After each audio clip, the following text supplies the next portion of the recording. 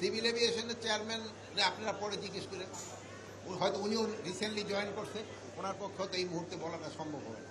ইমিগ্রেশনের যে চালু যে সময় হবে ওই প্রস্তুতিটা যেন আমি দিতে পারি, আমার জনগণ থাকে এবং আমি ঠিক মতো তাদের ইউজ করতে পারি, এইটার প্রস্তুতি আমার। সংখ্যাটা তো আমার এখন প্রায় আমাদের এখানে 400-র মতো লাগে। শোনেন, আমি একটা এই জন্য প্রথম আপনাদের আমি একটা ধন্যবাদ দেই যে ওখানে এই পুরা ঘটনাটা যারা লাইভ করছে, আমি এই জন্য যারা লাইভ করছে এবং জীবন বাজি রেখে যারা লাইভ করছে সেই সাংবাদিক ভাই এবং বোনদের আমি আমার অন্তঃস্থল থেকে ধন্যবাদ জানাই। যেহেতু এই আপনারা এটা লাইভ করছেন যারা, তাদের মনে হয় এই ধরনের প্রশ্নগুলি থাকবে না, আর যারা লাইভ করে না ওই জায়গায় ছিলেন না তাদের বহু ধরনের প্রশ্ন হয়।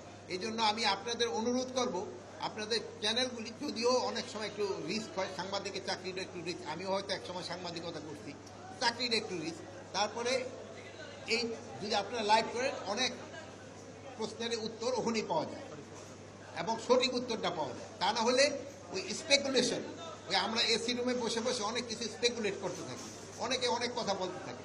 যদি লাইভ করে সবচেয়ে ভালো। যারা এটা লাইভ করছে আমি তাদের ধন্যবাদ জানাই।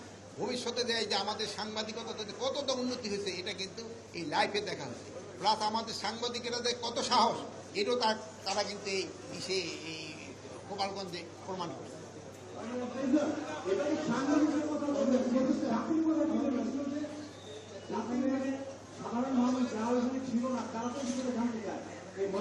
শোনা, সাধারণ বিষয়টা তো ওখানেই দেখতে পারতো। ময়না তদন্ত যেমন ধরেন যে ঢাকার যেটা আছে এটা তো ময়না তদন্ত হচ্ছে, আর কয়েকটা যে দেখছেন যে ডেটগুলি তারা নিজেরই চলে গেছে, তো ময়না তদন্ত কিভাবে হবে?